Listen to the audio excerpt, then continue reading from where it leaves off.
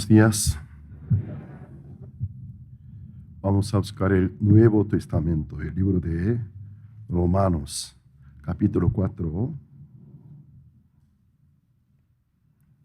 Romanos, capítulo 4, versículo 1 al 8.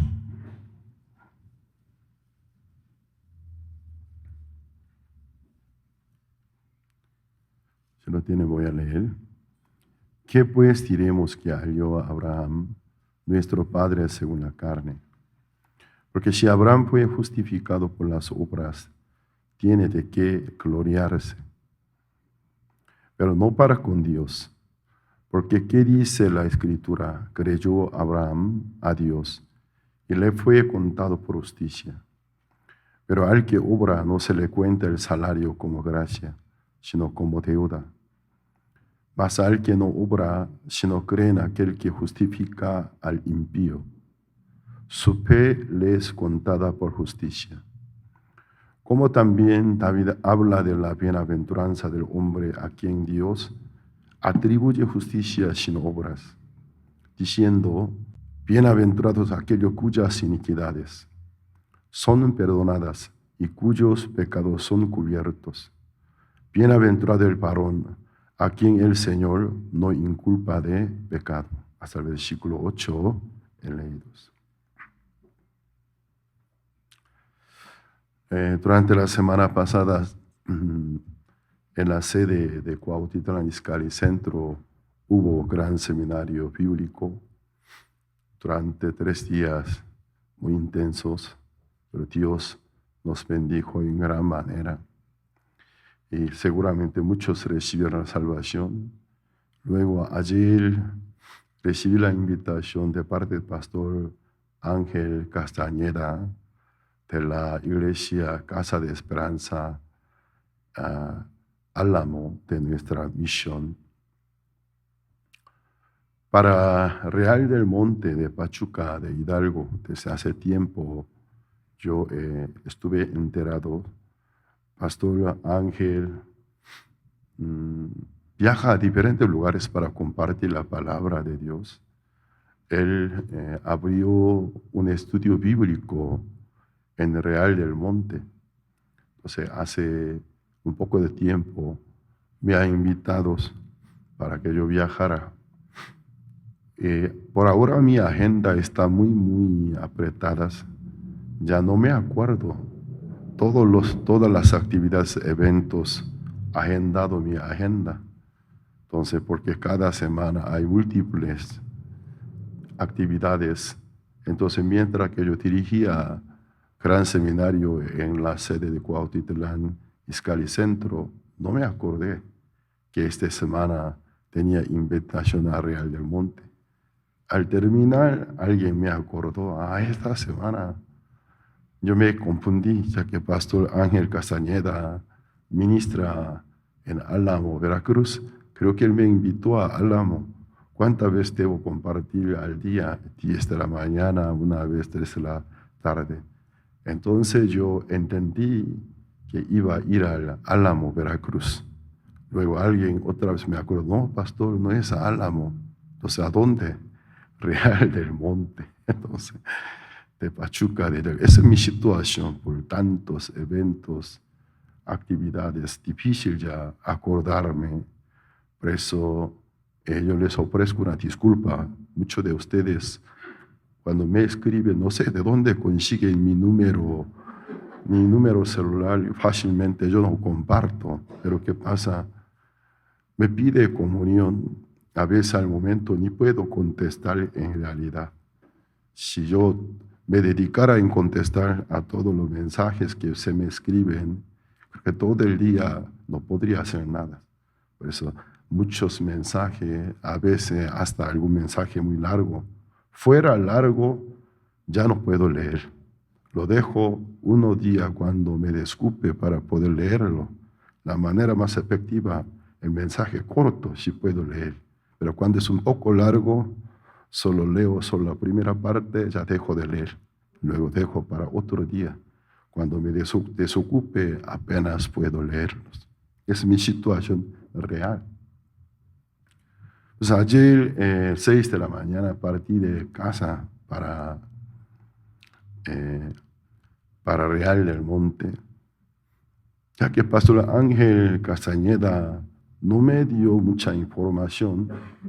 Yo solo imaginé, ya que él solía irse a dirigir su reunión allá, unos hermanos en alguna casa de hermanos, iba a compartir.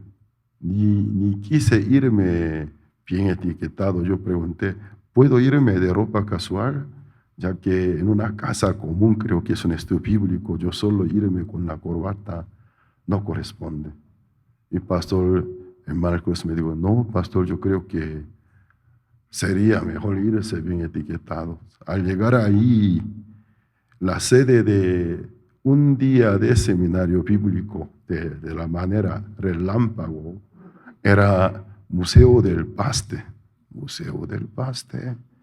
No percibí Museo del Paste. El Paste también tiene su museo. Entonces, al llegar allí, me sorprendió un poco, porque el evento no era un evento común, sino con cierta magnitud, con el matrimonio del presidente de comisión, ¿no? Comisión del Paste. Me recibieron cordialmente y he visto mucha gente bien preparadas. Estaba lleno la sala. Tengo una fotografía final que yo tomé para memoria. ¿Puede proyectarlo, por favor? No, de mi punto de vista, sí. O sea, la sala estaba llena. Allí se ve hasta el pasillo de atrás. Las personas estaban sentadas. La persona quien está sentada a mi derecha, claro, a mi izquierda, el saco es el presidente Wilfredo y al lado es su esposa. Entonces, la magnitud del evento me sorprendió un poco, porque a mí no me informó qué clase, qué carácter del evento iba a ser. Solo pensé en un simple estudio bíblico. En la mañana una vez y en la tarde. Vi alrededor de 100, tal vez un poco más de 100 personas. Yo sabía que Pastor Ángel Castañeda dirigía un estudio bíblico con unas 20 personas, pero ayer en la mañana, en la tarde, bastantes personas.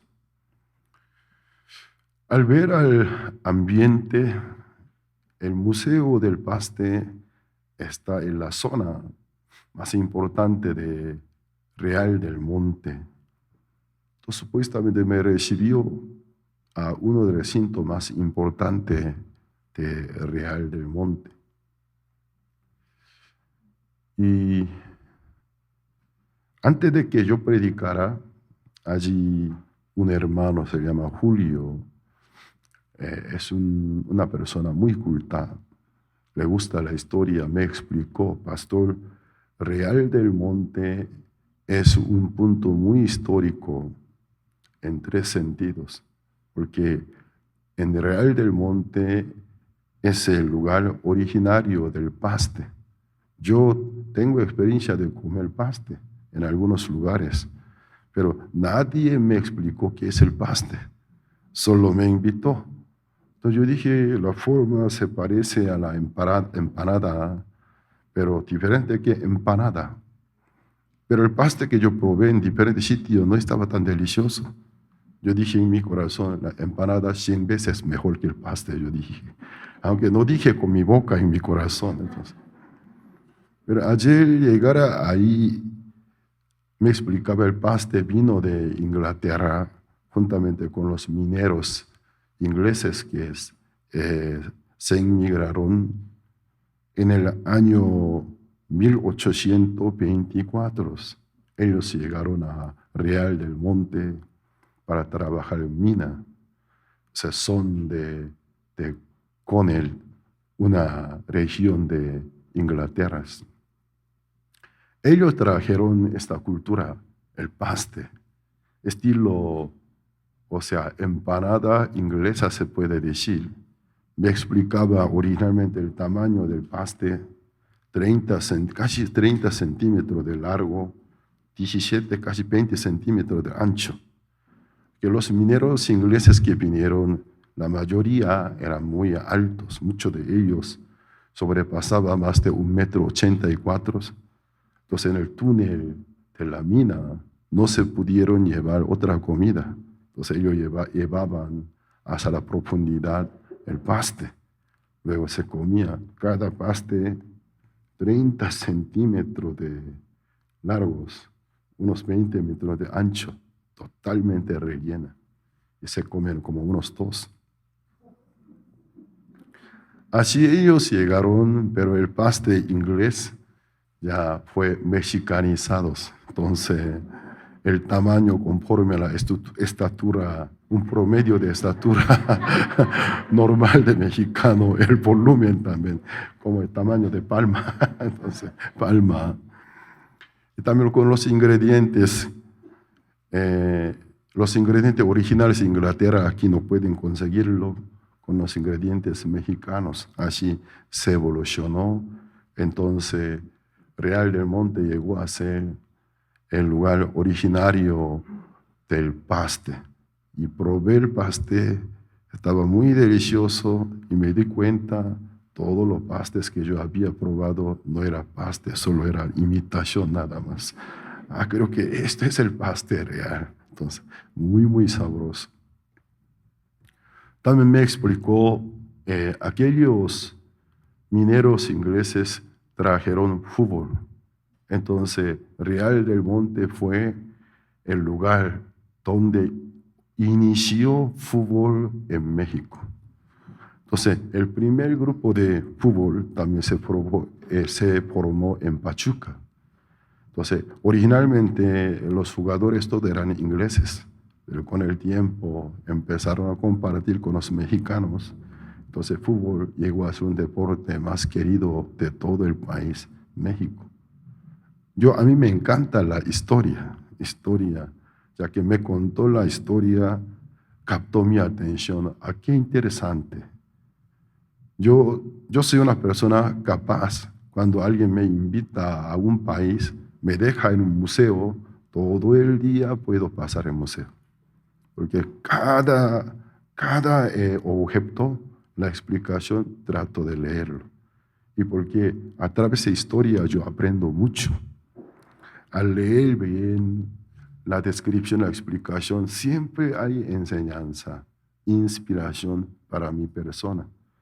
Por eso, ya que yo viajo a diferentes países con el propósito de compartir la palabra de Dios, a veces cuando me saca a hacer turismo, solo horas limitadas. Aquí es museo, pastor, una fotografía, ya vamos a otro lugar. Entonces ahí está bien. Entonces, pero si a mí me dejara con suficiente tiempo, me encanta quedarme en el museo, viendo cada cosa. Y por eso cuando me explicó la parte de historia, captó mi atención. Entonces, qué interesante. Aquí inició el paste. El paste provino de Inglaterra.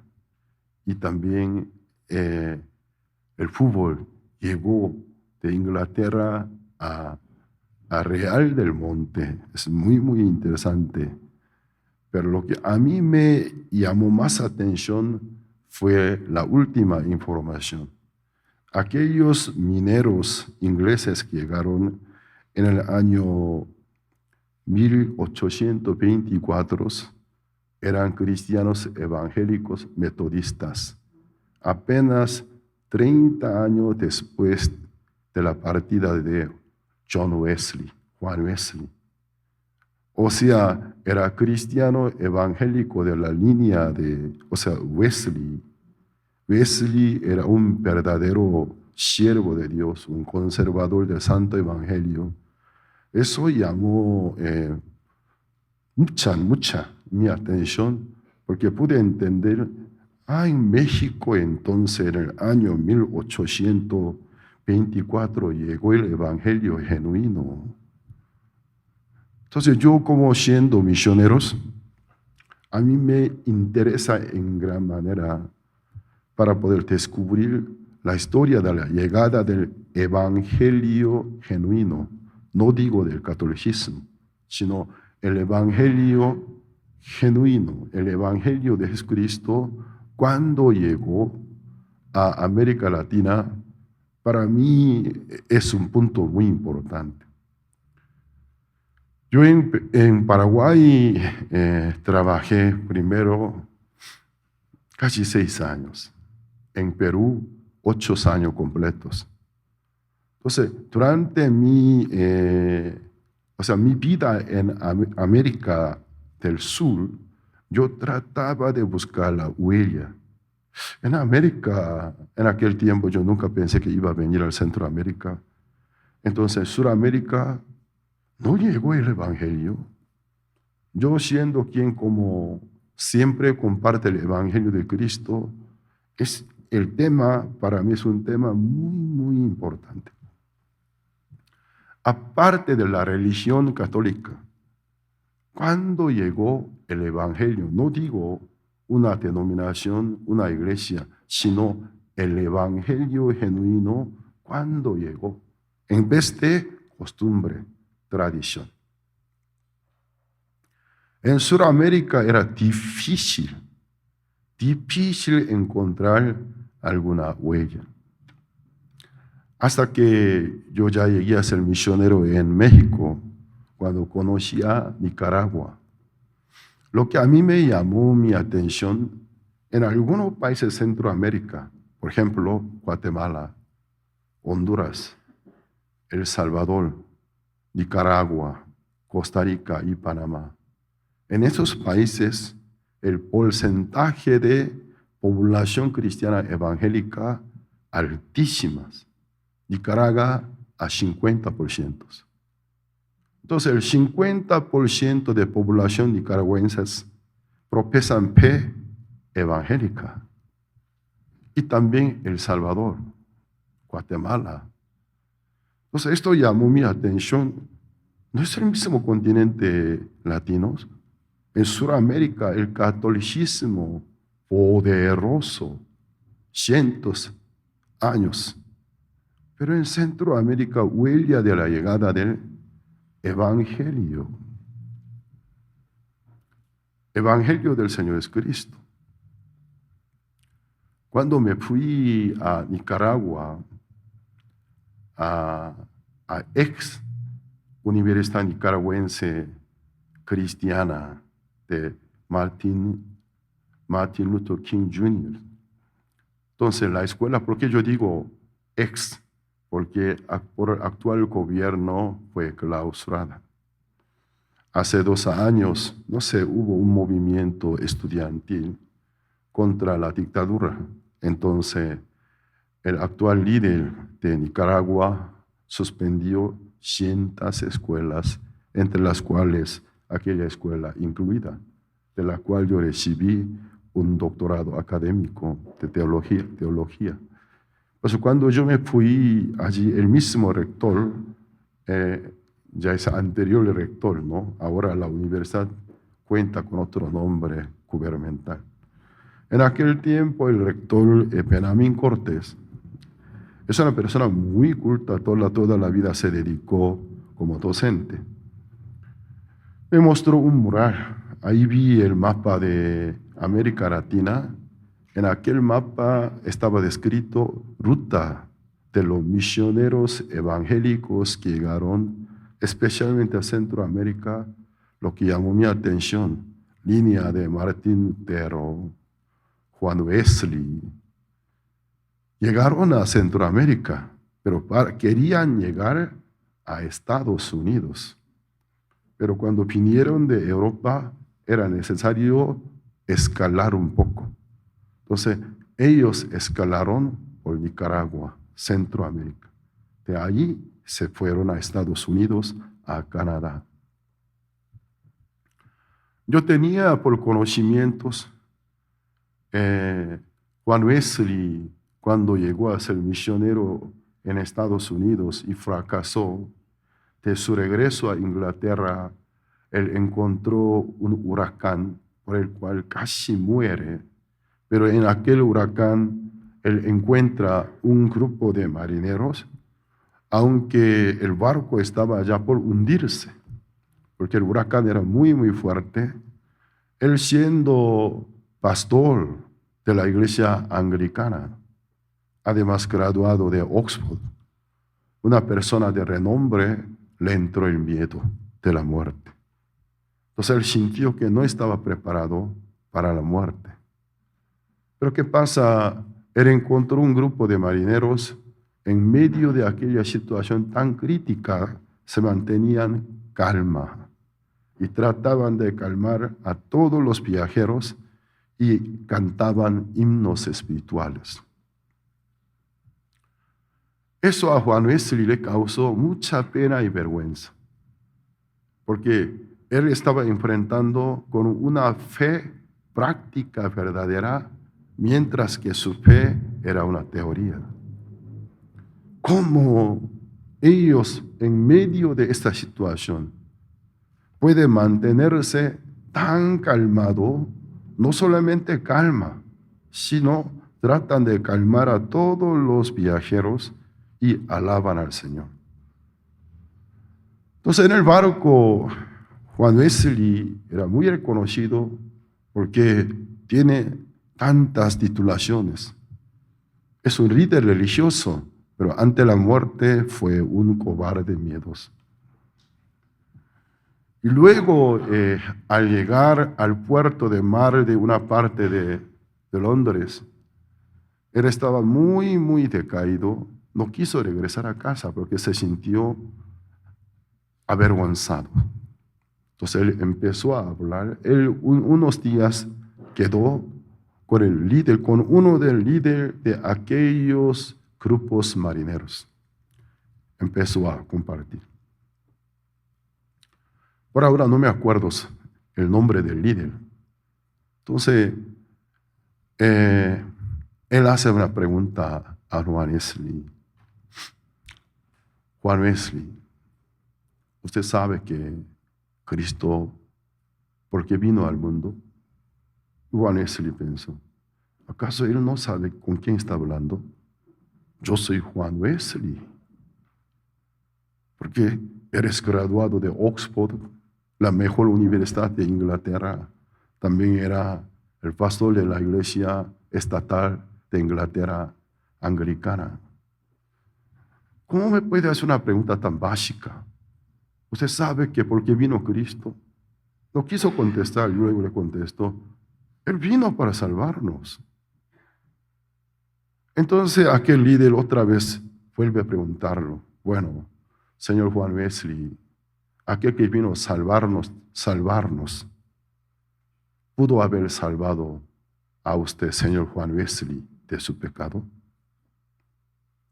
Cuando la pregunta pero se personalizó, cuando era una pregunta general, él libremente puede contestar, bueno, aquel Jesucristo quien vino a salvar su pueblo, o sea, salvar al mundo de sus pecados, ¿pudo haber salvado el alma de Juan Wesley de su pecado? Se enmudeció. No pudo contestar. Él tenía toda teoría, pero cuando la pregunta se personalizó, ya no estaba preguntando a mucha ciencia, mucho conocimiento que él tiene en su cerebro. Cuando la pregunta se dirigió a su alma, no pudo contestar. Lo siento, usted todavía no conoce al Cristo, no ha recibido la salvación. Aquel encuentro marcó una línea que parte la vida de Juan Wesley, un antes y después. Después Juan Wesley empezó a cuestionar mucho sobre el tema de la salvación, por la invitación de él, un día llegando un sábado a calle Aldersgate, llegando a ese lugar y participó sin ganas, no quería ir, justamente el predicador en aquella noche estaba leyendo la parte como el prólogo del libro del comentario del Martín Lutero, detalladamente. Mientras tanto que estaba leyendo y explicando Martín Lutero cómo recibió la salvación, él allí pudo experimentar la salvación. Jesús murió por todos mis pecados. Nunca lo creí, solo lo tenía como conocimiento y recibió la salvación. Entonces él empezó a predicar el evangelio en la iglesia anglicana. Se levantó muy pronto, muy fuerte oposición. Que la iglesia anglicana media iglesia católica. Porque uno de rey inglés quería divorciarse de su esposa y quiso casarse, creo que la sirvienta de su esposa, no me acuerdo exactamente. Entonces pidió el permiso para divorciarse. El papa de aquel tiempo no le permitió. Se enfureció en gran manera. Él declaró la independencia. A partir de ahora la iglesia inglesa no pertenece al Vaticano, sino es una iglesia independiente. Allí nació la iglesia anglicana. Mientras tanto es que el jefe de la iglesia católica es el papa, pero el jefe de la iglesia anglicana es el rey inglés. Así nació la iglesia anglicana. Pues tiene muchas partes similares, muchas similitudes. Pero Juan Wesley, luego de su conversión genuina, en su congregación empezó a predicar el evangelio. ¿Qué pasa? El evangelio, en vez de ser bien aceptados, se levantó fuerte oposición. Finalmente fue expulsados. Entonces, bueno, si ustedes no me quieren escuchar, yo me voy. Yo me voy a la calle. Él llegó a ser un predicador ambulante. Pero así predicando en la calle, finalmente llegó a la zona de mina, a los mineros él predicó. Muchos mineros recibieron la salvación. Aquellos mineros llegaron a México en el año 1824. Para mí es un dato importantísimo. Entonces en México hace 202 años el evangelio genuino llegó. Esa información, entre tres informaciones, el lugar originario del paste, el lugar donde inició el fútbol en México, para mí fue la información más importante. Yo estoy acá, después de 202 años de la llegada de los primeros mineros metodistas. Entonces esto llamó mi atención para estudiar un poco. Entonces la iglesia bautista de la línea de Charles Spurgeon, un verdadero siervo, nunca llegó a México. Bueno, Charles Spurgeon nunca llegó, pero mientras que él estaba trabajando fuertemente, la iglesia bautista que estaba bajo influencia de Charles Spurgeon, 1860 y pico, llegó a Monterrey, la iglesia bautista de Monterrey. Entonces esto llama mi atención. Entonces, fines del año, primero entrante del año 1800, a mediados del año 1800, sí llegó el evangelio a México. Claro, en aquel tiempo la Iglesia Católica era la religión estatal. Aparte de la enseñanza Iglesia Católica, toda la enseñanza bíblica fueron consideradas herejías. Pero si el evangelio llegó, para mí fue un descubrimiento muy importante como misionero. Real del Monte es uno de pocos lugares donde inició el cristianismo evangélico en el país México. Entonces, Real del Monte, el nombre corresponde, Real del Monte. Entonces ahí yo sentí, creo que no es la casualidad que yo estoy acá. Después de 202 años de la llegada de los cristianos evangélicos ingleses, yo estoy en ese lugar. Unos hermanos de allá me dijeron, pastor, usted no ha llegado aquí por la casualidad. Yo ayer en la mañana me fui con corazón ligero, simplemente para compartir 2 estudios bíblicos. Entonces, al llegar no era un simple estudio, sino un seminario serio, pero de gran magnitud. Cuando terminó la sesión matutina, según mi punto de vista, ya que yo soy quien predica parado desde el púlpito, ellos me miran, ¿qué pasa? Toda la audiencia aceptó el evangelio. Entonces, a la hora que yo pregunté, todos los que creen que Cristo les ha salvado, ha quitado todos los pecados, justificado, levanten manos, todos, ninguna excepción. Todos se levantaron manos. Entonces, ayer fue un día de gran avivamiento. Entonces, un día de gran avivamiento. Allí pude entender por qué el pastor Ángel Castañeda tiene su congregación en el Álamo del Veracruz. Pero me manifestó unas cuantas veces, pastor, por favor, yo pronto quiero irme a Real del Monte, que envíe ministros para dirigir la congregación del Álamo del Veracruz. Ayer pude entender por qué.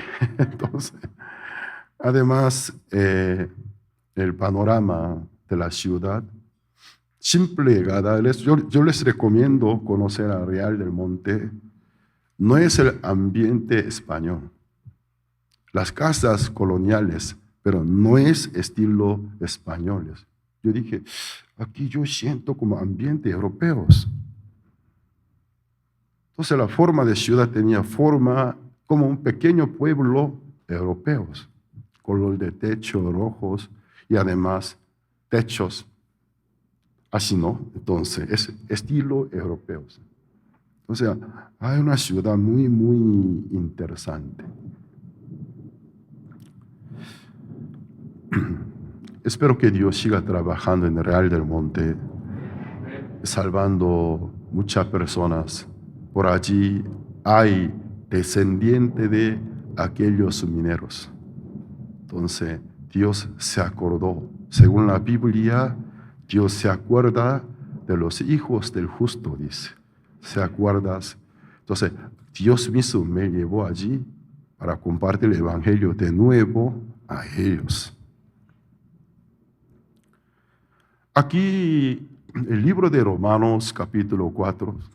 Por eso lo que yo quiero decir, Pastor Emmanuel Cruz me acompañó como conductor. He visto Pastor Salvador, de repente apareció.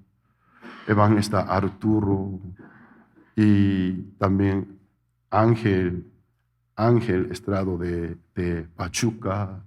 ¿Quién más? Unos cuantos ministros aparecieron como duendes sin avisarme. ¿Por qué vinieron acá ustedes? Pero lo que yo siento, lo que ellos sienten, totalmente diferente. Una persona que tiene conocimiento de la historia, al llegar a algún lugar histórico, lo que siente en su piel es de otro nivel. Desde muy profundo de mi corazón sentí, Dios me ha traído. Yo no me vine aquí simple por la invitación, Dios me ha traído. Y sentí el ambiente, o sea, la presencia del Espíritu Santo. El Señor está trabajando en este lugar. En esta mañana yo he leído el libro de Romanos, capítulo 4, versículo 1 al 8. Aunque todo el libro de Romanos son muy, muy importantes, cada capítulo son importantes, pero hoy Romanos capítulo 4, el apóstol Pablo, por la inspiración del Espíritu Santo, él expone la esencia del evangelio. Ya vamos a ver desde el versículo 1.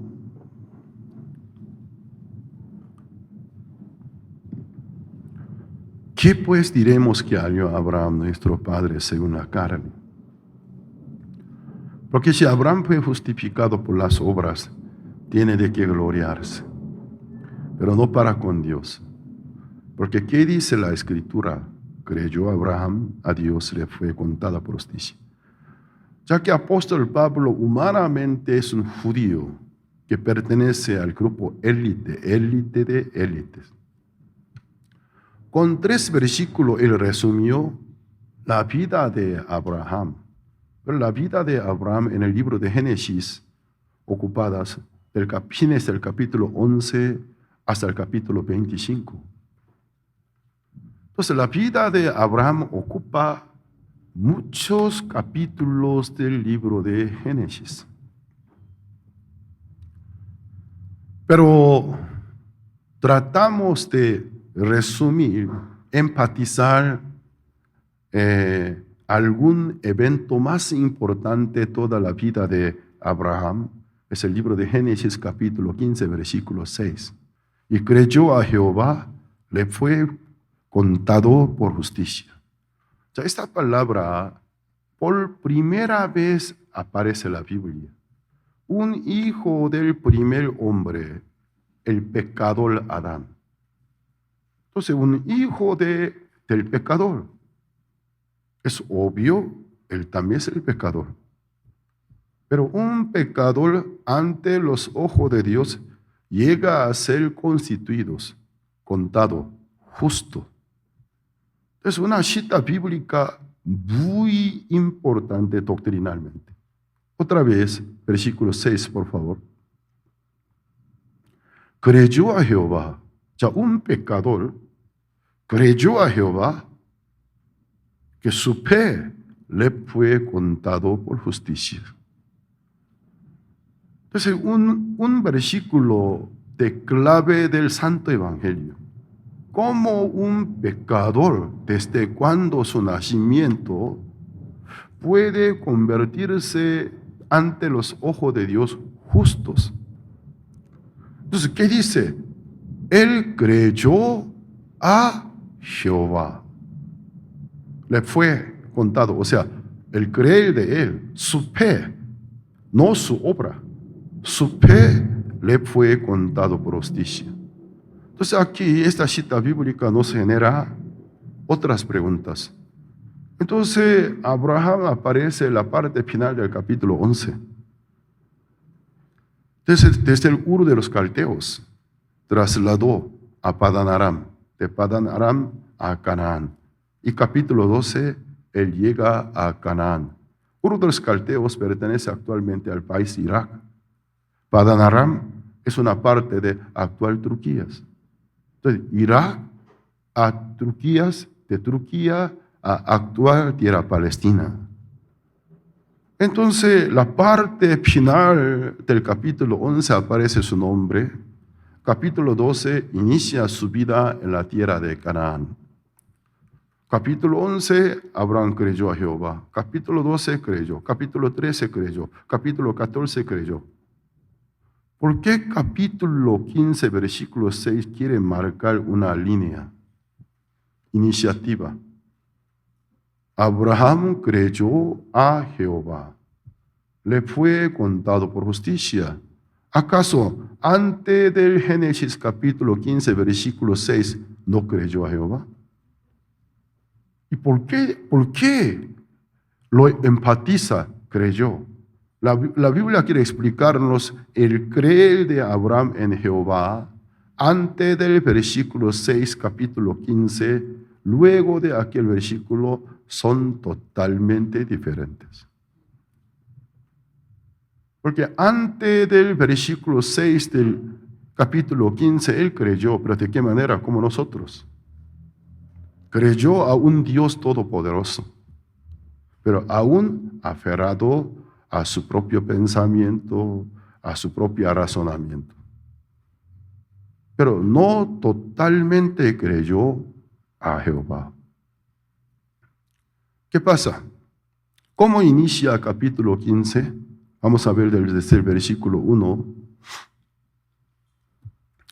Después de estas cosas vino la palabra de Jehová a Abraham. ¿De cuáles cosas? Tantas maravillas de Dios.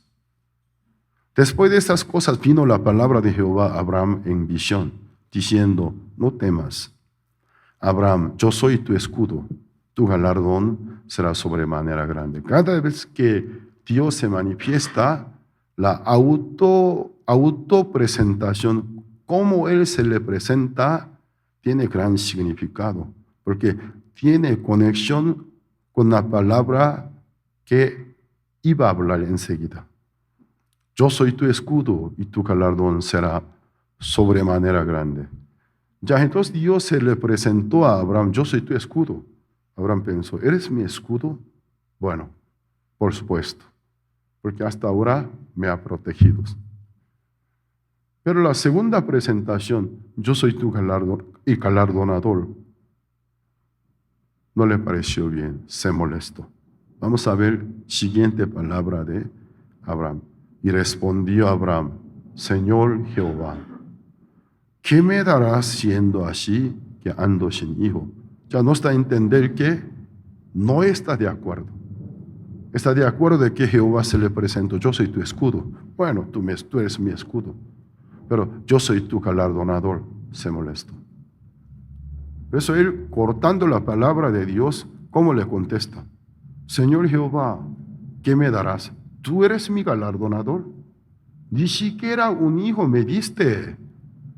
¿Qué me darás siendo así que ando sin hijo? Podemos ver la molestia de Abraham. Siguiente. Y el mayordomo de mi casa es este Damaseno Eliezer. Bueno, yo tengo muchos criados, entre los cuales un Damaseno se llama Eliezer. A mí me agrada. Ya que yo soy estéril, voy a adoptarlo como mi hijo adoptivo. Su forma de contestar a Dios, humanamente, si nosotros se aplicara este estilo, es un insulto. Educadamente insultar a quien lo había dicho. Yo soy tu galardonador. Galardonador, qué bueno, gracias que no me has dado ningún hijo. Aquí tengo un criado, el Damaseno Eliezer, él será mi hijo. Es un insulto en realidad. Pero Dios le tiene mucha paciencia. Siguiente. Dijo también Abraham, mira, que no me has... siguiente. Y aquí, versículo 4. Luego vino a él palabra de Jehová, diciendo, no te heredarás sino un hijo tuyo será el que te heredará. Una pausa. ¿Qué dijo? Sino unos hijos tuyos, dijo, singularmente un hijo, dijo. Es singular, ¿no? Un solo hijo, sino un hijo tuyo será el que te heredará. Muchos, no, todavía mantengan. Muchos piensan, los hijos israelitas, pero Dios nunca mencionó pluralmente, sino singular. Sino un hijo tuyo será el que te heredará. Siguiente. Lo llevó fuera. Ya primero Dios enfatizó a Abraham que le daría un hijo. En su corazón estableció una promesa. Un hijo te daré. Luego lo llevó fuera, porque estaba platicando en la oscuridad de la carpa en una noche muy oscura. Lo llevó fuera. Entonces esa expresión tiene gran significado. Hablar con Dios fuera de nosotros mismos.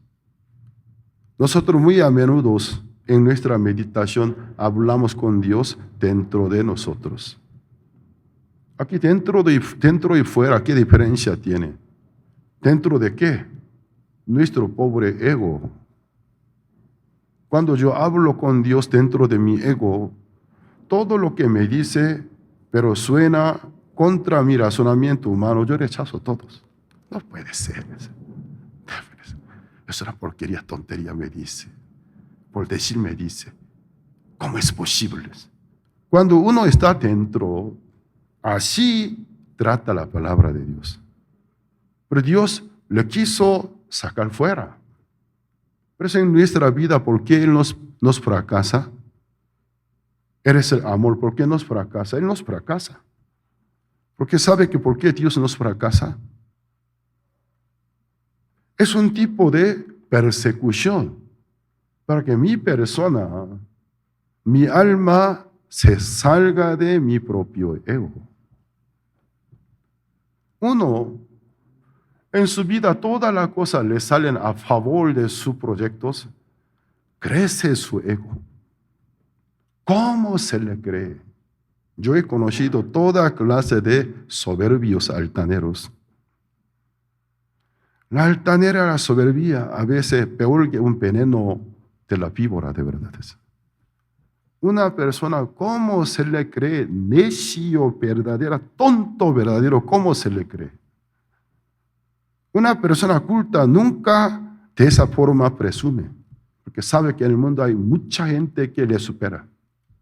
Pero una persona que su mundo es chiquitito, en su mundo tan chiquito y pobre, nunca encontró otra persona superior que su persona. ¿Cómo se le cree?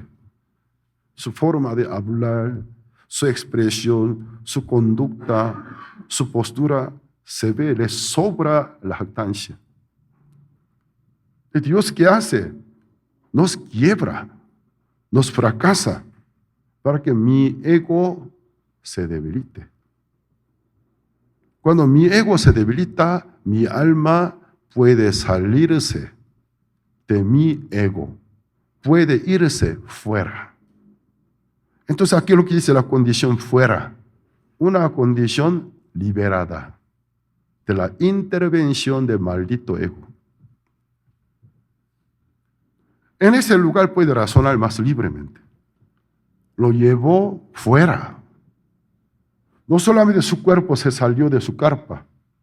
Entonces doble sentido tiene. Dios lo ayudó. El alma de Abraham sacó fuera del miserable ego de Abraham. Mira ahora a los cielos. O sea, las hechuras de Dios. No vea tu idea, sino mira mis hechuras. Mira ahora los cielos y cuenta las estrellas, si las puedes contar. Y le dijo, así será tu descendencia. Seguramente Abraham trató de contarlas, cuántas estrellas. Yo les recomiendo, de vez en cuando salgan de casa, vayan a la naturaleza, vean la inmensidad de la naturaleza. Se dará cuenta cuán chiquitito soy, cuán insignificante soy. Un chico sentado ante la computadora de su escritorio se le cree como Einstein. Salga de la casa. Y luego vaya ante la inmensidad de la naturaleza. ¿Cómo tú te sientes? Chiquitito, insignificante, parece un gusanito de verdad. Mi fuerza no tiene ningún significado ante la inmensidad de la naturaleza. Abraham empezó a contarla. A ver, bueno, cuéntala, ya que Dios dijo, bueno, 1, 2. El cielo es tan grande. Primero seccionarlo, miles de pedazos. Este pedacito primero. En ese pedacito, ¿cuántas estrellas hay? 1, 2, 3, 4, 5, 6, 7. Poco a poco su vista recobra más visibilidad. Detrás de la estrella contada comienza a aparecer otras estrellas. Hay otra vez. No son 10, otra vez. Porque apenas aparece otra estrella atrás. Creo que unas 20 y luego otras estrellas atrás. Ya no puede contarla. Hay mucho más que con simple vista puede verlos. Se estaba sorprendiendo. ¿Cuán grande es el poder de Dios? Luego Dios le dijo, vamos a ver. cuando Abraham estaba muy maravillado. Así será tu descendencia. Así será tu descendencia. ¿Cómo? Mi descendencia será como las estrellas del cielo. En ese momento a Abraham llegó una inspiración espiritual. Aquí nosotros encontramos dos vocablos: tu hijo y tu descendencia. Vamos a ver el libro de Génesis. Génesis capítulo 22, versículo 18.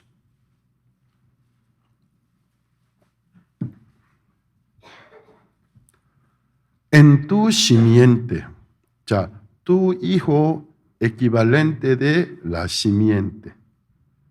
En tu simiente serán benditas todas las naciones de la tierra, por cuanto obedeciste a mi voz. Aquí podemos ver, o sea, la simiente y luego las naciones de la tierra, descendencia.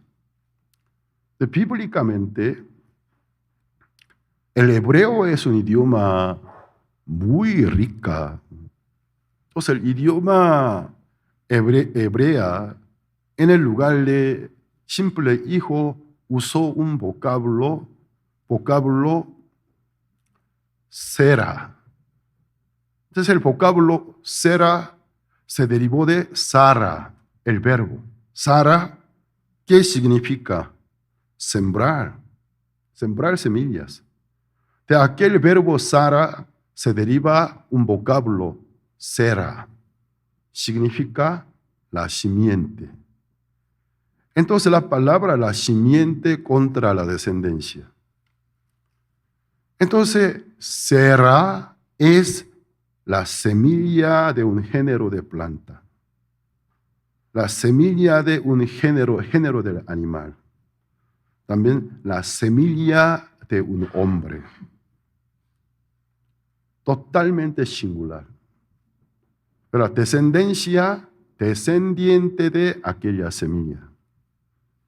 Entonces, la simiente, la semilla, y algunas personas que no piensan profundamente y diría sinónimo, no es sinónimo. No es sinónimo. La definición marca una diferencia, porque la simiente es el inicio, un solo inicio. La descendencia, descendiente de aquel inicio. Entonces Jehová, cuando empezó a hablar con Abraham, tu hijo, la simiente será. Y luego tu descendencia será como las estrellas del cielo. Por eso nosotros cuando leemos simiente, descendencia, no es sinónimo. Está hablando con un sentido tan distinto. Te daré una simiente. Por aquella simiente, los descendientes serán como las arenas del mar. Si hagamos una comparación lingüística, entonces, sera, semilla, un grano. Latín, sera se traduce semen. También una semilla, un grano.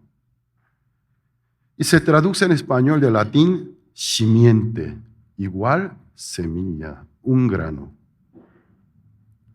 Entonces, la simiente contra la descendencia son distintos.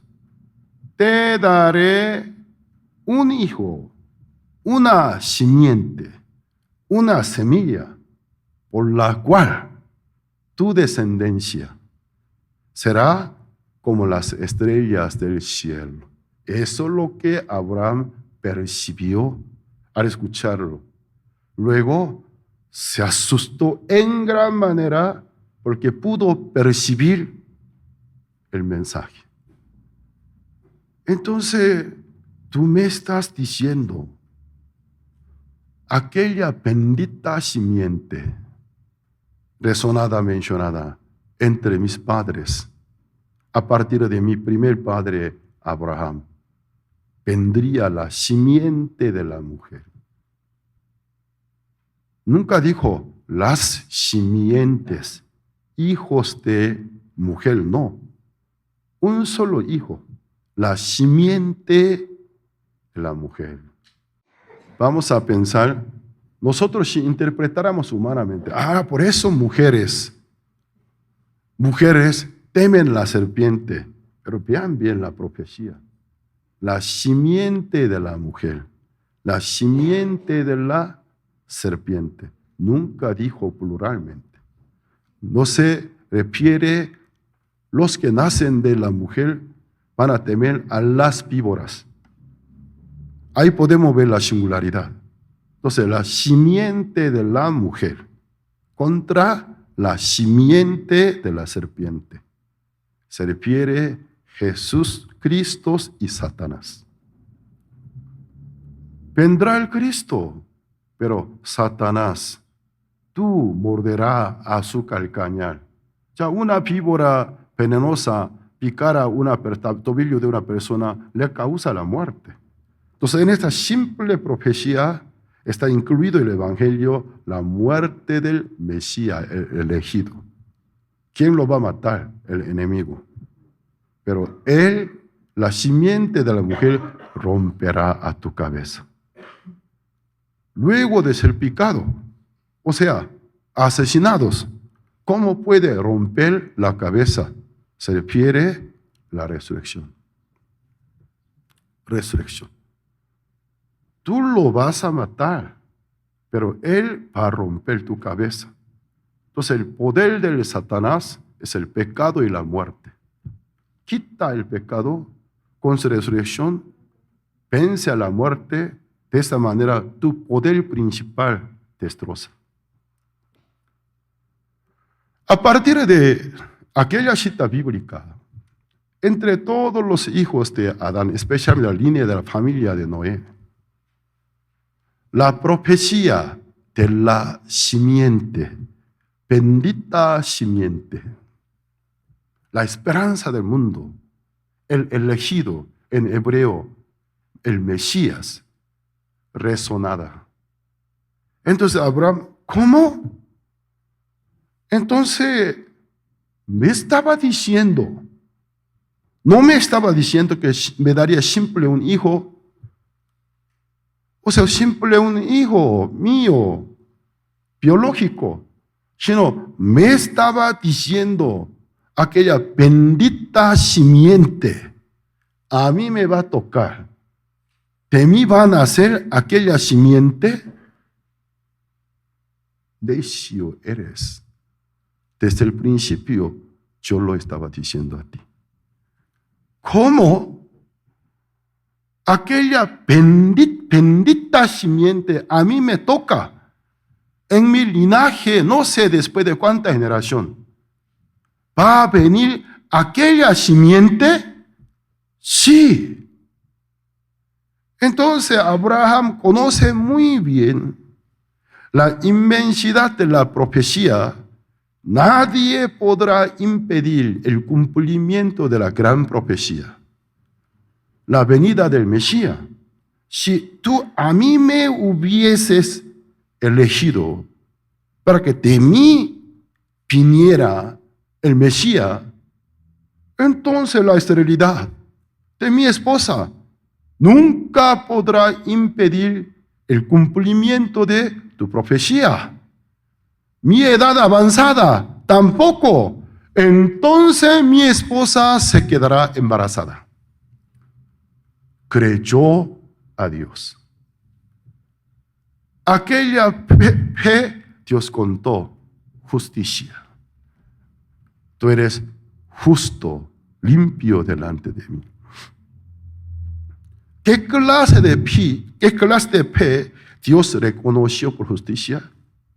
No es simple fe, una fe asociada con la llegada de la bendita simiente.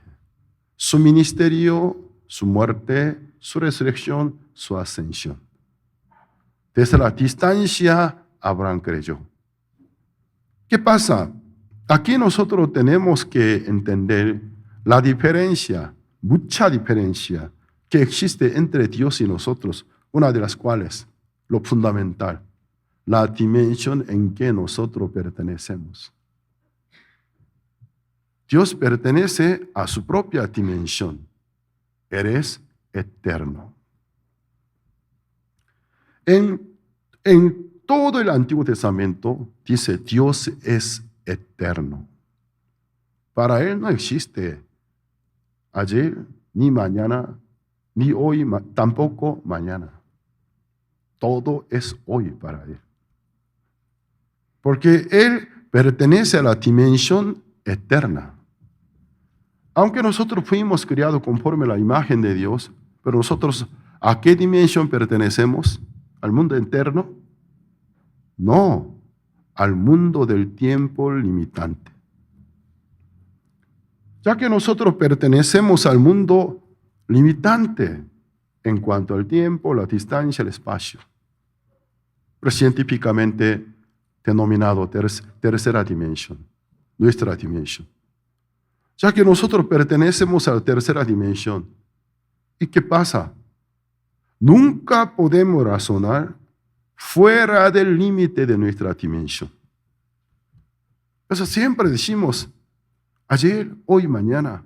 ¿Qué pasó? ¿Hoy qué pasa? Mañana ¿qué va a pasar? Siempre decimos, Jesús murió por nuestro pecado, entonces Él quitó todo el pecado que yo he cometido, ¿no? El pecado que ahora por cometer, el pecado que en el futuro de mi vida voy a cometer. Ese lenguaje, este pobre lenguaje ante Cristo, ¿cómo se oye? Absurdo. ¿De qué estás hablando? Pero existe aquí 3 conceptos del tiempo: el pasado, el presente, el mañana. Nosotros estamos sometidos en este concepto. Nunca podemos ser libres del límite del tiempo. En el pasado cuando era mi presente, yo pertenecía a aquel tiempo. Pero aquel momento pasó, para mí queda como pasado. Pertenecía a aquel tiempo, pero ahora ya no, porque quedó atrás. Solo puedo acordarme. Yo estuve allí, pero no puedo estar ahora en aquel lugar. Ahora estoy sometido al tiempo que corre, al presente. Ni el pasado podemos borrar y cambiar, tampoco el futuro nosotros podemos saberlo. Muchas limitaciones. Pero Dios, ¿dónde vive? En el mundo eterno. Entonces, entre Dios y nosotros en la comunicación hay un serio problema. El malentendido. No se puede entender. Cuando Dios dice, así será, pero ¿cuándo? Después de muchos días, pero no tiene nada que ver entonces conmigo. Pero Dios, ¿cómo lo ve? El evento del futuro directo está asociado contigo. Un evento del tiempo pasado está asociado contigo. ¿Por qué? Tu estado actual está relacionado con el pasado. También tu estado actual está asociado con el futuro. Pero nosotros no, el pasado, el presente, el futuro es el futuro. Por eso cuando Dios habla con la humanidad, a Él le exige que dejara su pensamiento. Yo no soy como tú, dice. El hombre inicuo deje su camino, el impío deje su camino, el inicuo su pensamiento, dice. Porque yo soy diferente. ¿Cuánto diferente? Como los cielos, cuánto más altos que la tierra está. Así son mis pensamientos y tus pensamientos. ¿Cuánta diferencia como de cielo a la tierra? No es poca diferencia, totalmente diferente. Entonces Abraham cuando hablaba, ya en el corazón de Dios todos los eventos son un hecho. Porque Él vive en el mundo eterno. No existe evento del tiempo pasado ni evento del futuro a quien pertenece al mundo eterno, todos los eventos que Él menciona a nosotros son hechos. ¿Me hago entender? Pastor, predique por favor. Creo que está exponiendo una académica, científica. Ya me duele mi cabeza. Entonces, pero razone bien un poco. Dios vive en el mundo eterno. En la eternidad no puede haber ningún hecho del tiempo pasado, ningún hecho del futuro. Todos son presentes, hechos realizados. Por eso cuando Él habla, Él sobrepasa el límite de nuestro tiempo. Entre Abraham y Cristo existe, según nuestra dimensión, 2000 años de distancia. Pero cuando Dios habla con Abraham, ¿cómo habla con él? Como Cristo ahora mismo muere por Abraham, así Él puede hablarlos. Por eso el hombre debe ser ayudado por el Espíritu Santo. Debe ser elevado los niveles, porque nuestro nivel es muy pobre. Yo me permanezco en mi pobre nivel. Pero al momento de hablar con Dios, Dios eleva niveles nuestros.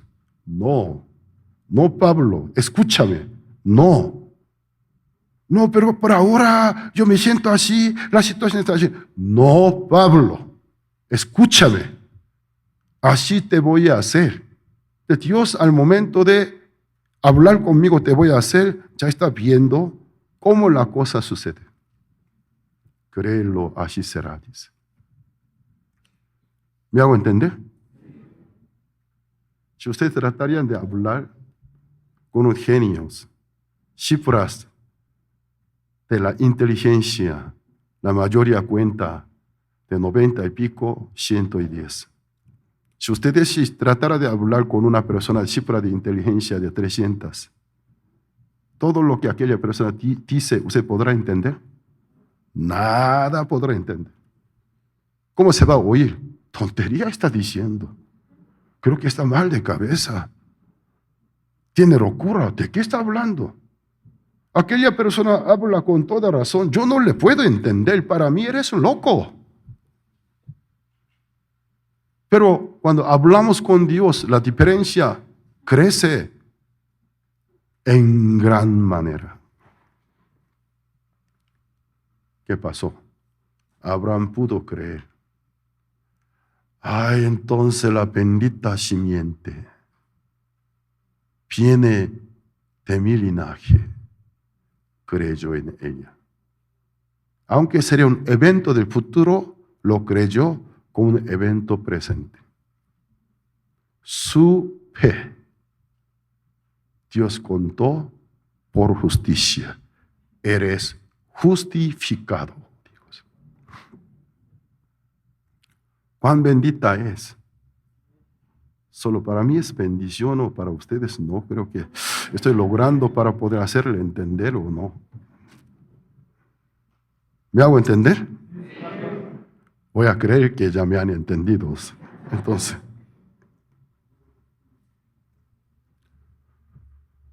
Entonces, eso es lo que apóstol Pablo en el libro de Romanos capítulo 4, versículo 1 al 3 estaba diciendo. De nuevo vamos a ver. El versículo 1. ¿Qué pues diremos que halló Abraham nuestro padre según la carne? Porque si Abraham fue justificado por las obras, tiene de qué gloriarse con mucha razón. Abraham, si por obra hubiese obtenido justicia, no se menospreciaría. ¿No es así? Ay, los inferiores. Los seres inferiores. ¿Cómo no puedes comportarte perfectamente? Yo lo logré. Tendrá de qué gloriarse, pero no para con Dios, porque apenas aprueba. Lo siguiente. Pero lo importante, me encanta esta frase. ¿Qué dice la Escritura? ¿Qué dice la Escritura?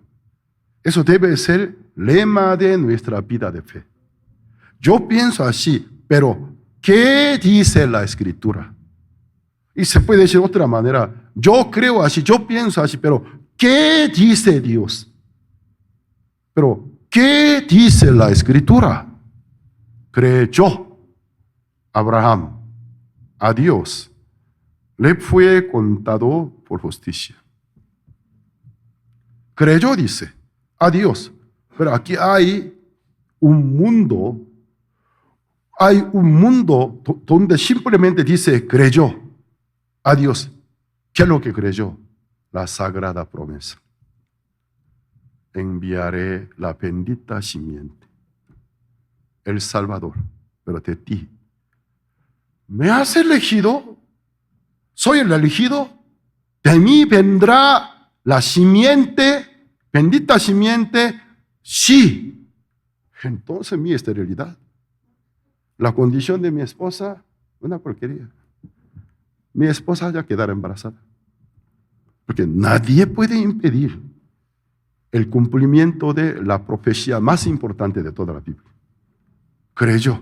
Entonces, él, adelantándose en su imaginación, ya vio el nacimiento de Cristo, vio el bautizo, vio la crucifixión, vio la muerte, vio su sepultura, vio su resurrección, vio su ascensión. ¡Wow! Soy salvo. Entonces, su fe le fue contado por justicia.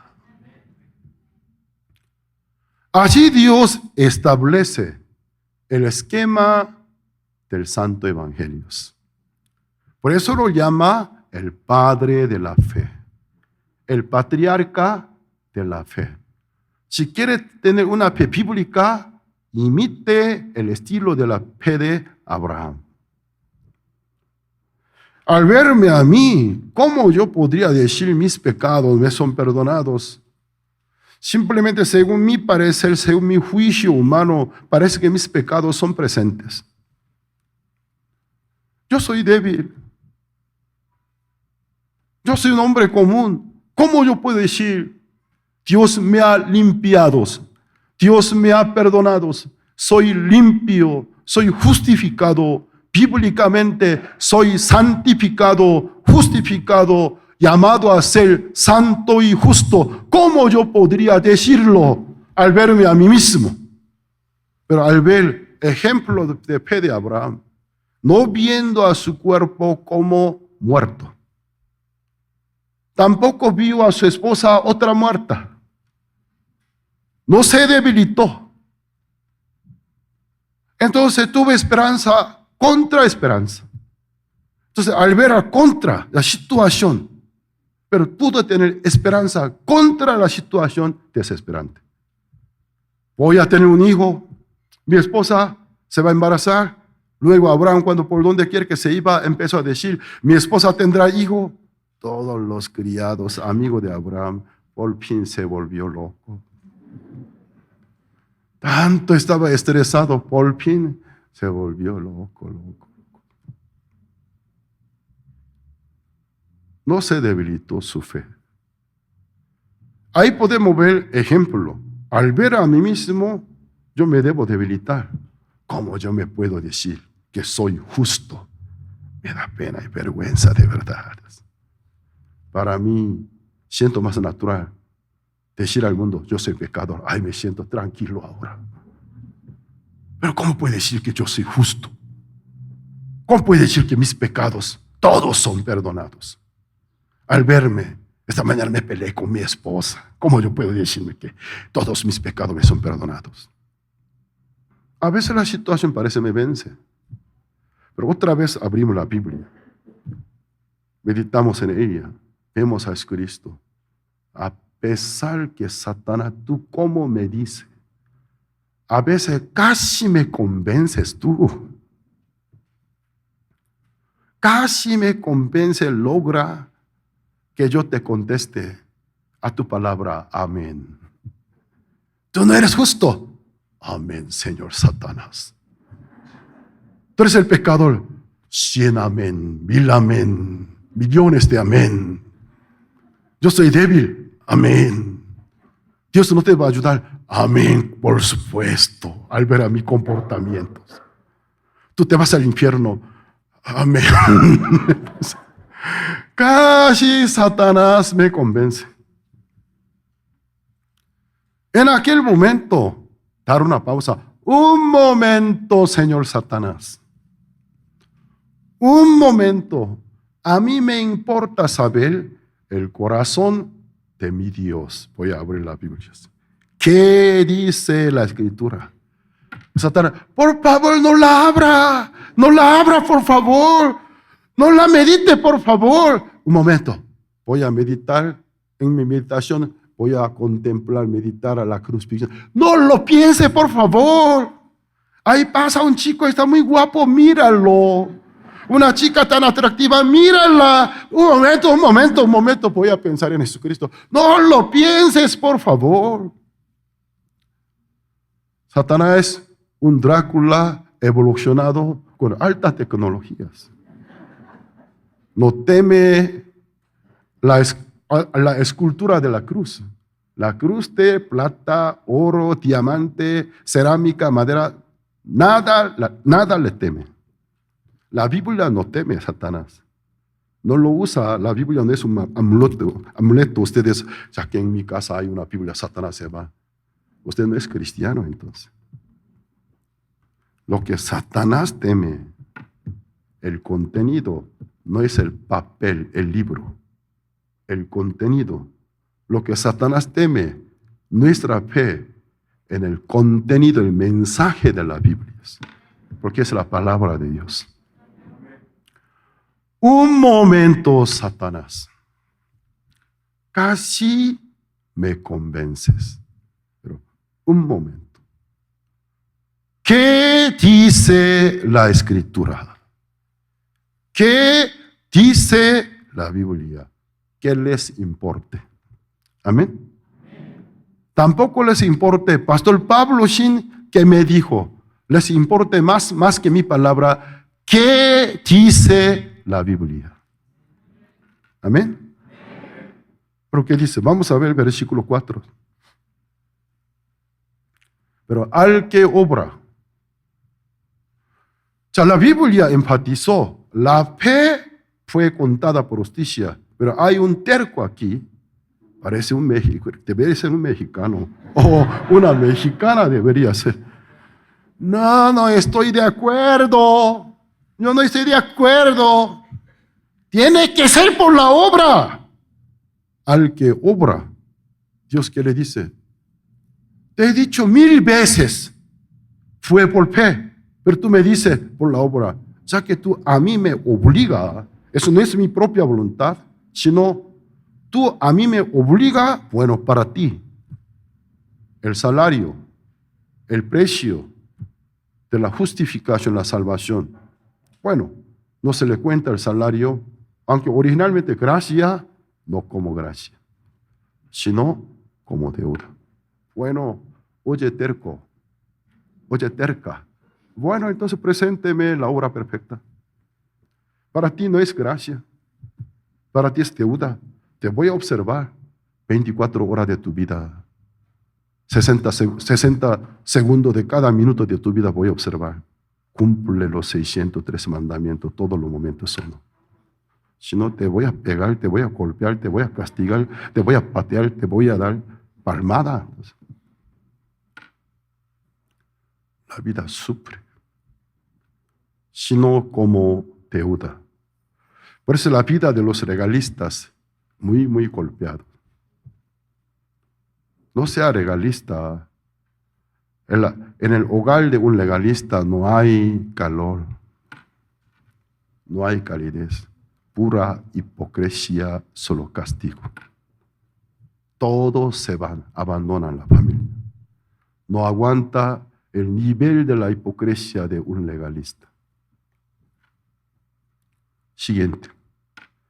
Más al que no obra. Ya, ¿él por qué no obra? ¿Pudiéndolo no lo hace? No, se dio cuenta que no se puede. Más al que no obra, sino cree en aquel que justifica al impío. ¿Quién fue el que justificaba a los impíos? ¿Dios? Cristo. ¿Por qué Cristo justificaba a los impíos? Porque ciertamente Jehová en él cargó el pecado de todos nosotros. Si no creen aquel que justifica al impío, su fe en él. Yo te creo, Señor Jesús. Tú me limpiaste. Bien hecho, mi hijo. Tú a mí me agrada. Tu corazón conforma a mi corazón. Me agrada. Tú estás limpio, de verdad. Su fe, Dios le cuenta por justicias. Esto es el santo de la Biblia, el justo de la Biblia. No por las de la obra, sino por la fe en Cristo Jesús. ¿No está tan claro? Claro. Siguiente. Como también David habla de la bienaventuranza del hombre a quien Dios atribuye justicia a su obra, porque él fue beneficiario. Luego de haberse adulterado con Betsabé, con una mujer adúltera, Dios le perdonó sin alguna obra, sin ofrecer alguna ofrenda. Siguiente. Diciendo, bienaventurados aquellos cuyas iniquidades son perdonadas, cuyos pecados son cubiertos. Siguiente. Bienaventurado el varón a quien el Señor no inculpa del pecado. Jesucristo habló de 8 bienaventuranzas. Entre todas las bienaventuranzas de la Biblia, la mayor, Dios a quien nunca puede ver su pecado, nunca inculpa de su pecado, porque su pecado está cubierto por algo. ¿Cuál sería? El mérito del Señor es Cristo. Nunca puede ver su pecado, nunca puede rechazarlos. El que recibe el perdón de todos los pecados por la fe en el Señor Cristo, el hombre el más bienaventurado de todas las Biblias. Nadie me dice amén. Ay, Señor mío. Ustedes son muy tacaño codo de hacer amén. Entonces, el hombre el más bienaventurado de la Biblia es quien recibe el perdón de todos los pecados por el Señor Cristo. Amén. Bendiciones sean, la verdad es. Hoy en día muchas iglesias tiraron por un lado esta gran bienaventuranza. Solo se enfoca la bienaventuranza de materiales. Iglesia corrompida de verdad. Iglesia que adora al materiales. Iglesia que adora a presente vida, en vez de adorar a la vida venidera. Estamos viviendo en un mundo difícil. Todo el mundo se enfoca en materiales, en posiciones, en famas. Muy pocas iglesias enseñan la importancia de enfocarnos en la salud del alma, la relación de nuestra alma para con Dios. Ya entonces, para concluir rápido, vamos a verlo, unas cuantas citas bíblicas. El libro de Eclesiastes, capítulo 7, versículo 20.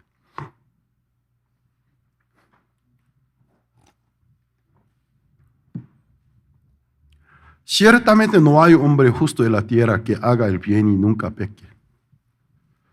Vean bien la Biblia no simplemente dice no hay justo. Con una condición dice no hay justo.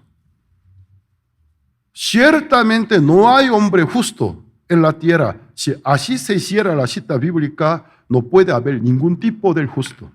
Pero continúa con una condición. Ciertamente no hay hombre justo en la tierra que solo haga el bien y nunca peque. Tal clase de justo no existe. Pero vea bien el mensaje de esta cita bíblica. No nos está diciendo que no hay justo, sino no hay justo con una condición según las obras. El libro del Habacuc, capítulo 2, versículo 4. Habacuc, capítulo 2, versículo 4. Ya leamos a la cuenta de 3 juntos, porque es una cita bíblica muy importante. A la 1, 2, 3.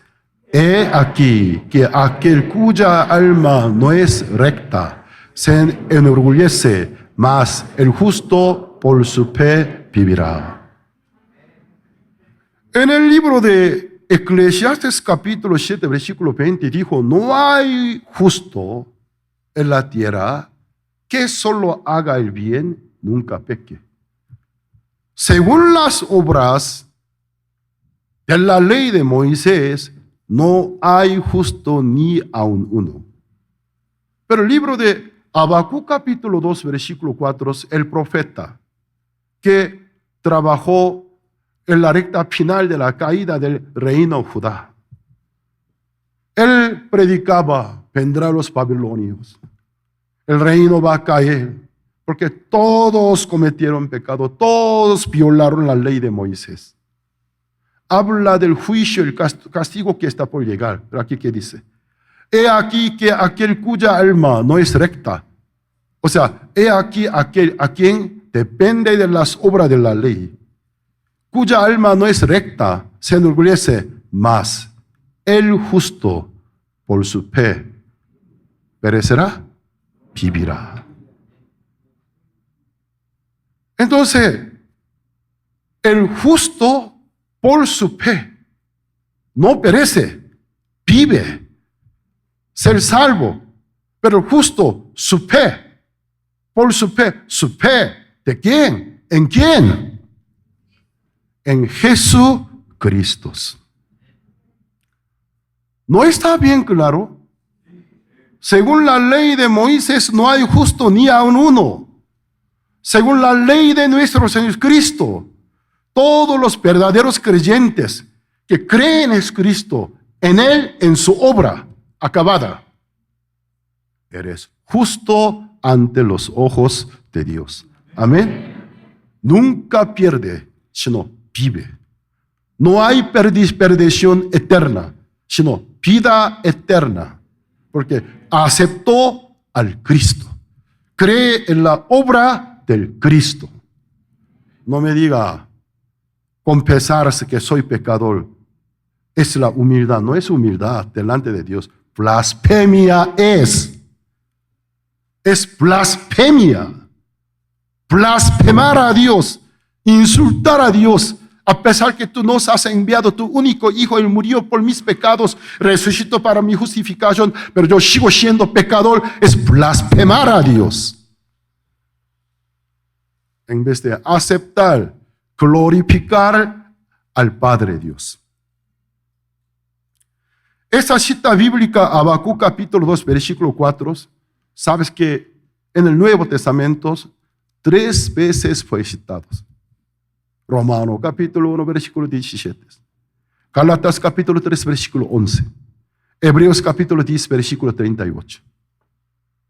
En el Nuevo Testamento 3 veces citados, porque es una cita importante. En el libro de Romano encontramos 2 versículos que el resumen total de todo el Antiguo Testamento y el Nuevo Testamento. ¿Quieren saberlo? Bueno, ¿sabe qué cuánto cuesta? Gratis, solo prestarme la mayor atención nada más. Romanos capítulo 3, versículos 23 y 24.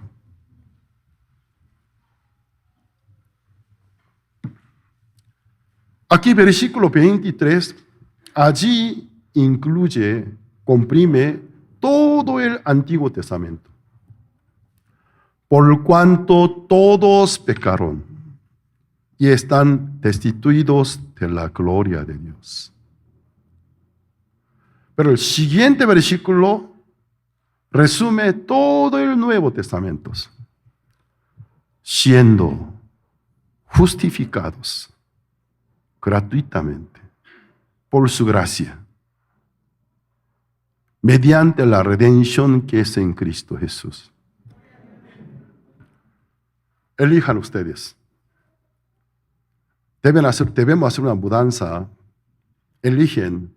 En el versículo 23, ¿quieren domiciliarse? 24, en el registro civil, en donde ustedes domiciliados, yo, Romanos capítulo 3, versículo 23. Por cuanto todos pecaron, todos se han destituido de la gloria, es bueno, excelente domicilio tiene. ¿Sabes qué? Tu destino final, lugar calentito, un jacuzzi, sauna preparado para Satanás y demonios. Pero tú, ¿dónde estás domiciliados? Romanos capítulo 3, versículo 24. Siendo, lo más importante, podría ser, así nos dice, siendo justificados. ¿De qué manera? Gratuitamente, por su gracia, mediante la redención que es en Cristo Jesús. La redención etimológicamente significa el pago del rescate. En Cristo Jesús hay redención. El pago del rescate. Para rescatar almas perdidas, el precio, el pago. En Cristo Jesús hay. Él entonces, ¿cuánto pagó? Para que todas las almas pudieran ser salvas. Siendo justificados gratuitamente por su gracia, mediante la redención que es en Cristo Jesús. ¿Creen que Cristo les redimió? ¿No hay algún odioso para Jesucristo? Aquí, hermano Israel, Jesús, a todos sí, menos tú. Entonces, nunca Jesús lo dice así. ¿En qué versículo quieren quedarse ustedes? 23. Siendo pecador. 24. Siendo justificados gratuitamente por su gracia, mediante la redención que es en Cristo Jesús. Cuando yo apenas recibí salvación, cada vez que leía esta cita bíblica, marcaba con color negro, rojo, azul, con diferente bolígrafo, pluma. Finalmente, conforme como rayaba, se rasgó el versículo. Porque para mí es demasiado grande. Ninguno se quede en el versículo 23. Eres miserable, incrédulo. Y tu fin será miserias. Todos quédense en el versículo 24. En la gracia de Dios. La redención que hay en el Señor Jesucristo. Creen en el Señor Jesucristo. Creen la obra de Él. Amén. ¿Ustedes lo creen? Entonces, ¿son justificados delante de Dios? Buenos. En el cielo, en el caso que nos niega, seria situación, porque Dios llega a ser Dios mentiroso. Nunca puede ser mentiroso. En la Biblia Él escribió, tal como cual. Por eso glorificamos al Señor. Vamos a permanecernos en la fe del Señor Cristo. Vamos a compartir esta bendita fe en el Señor Cristo, la redención del Señor Cristo.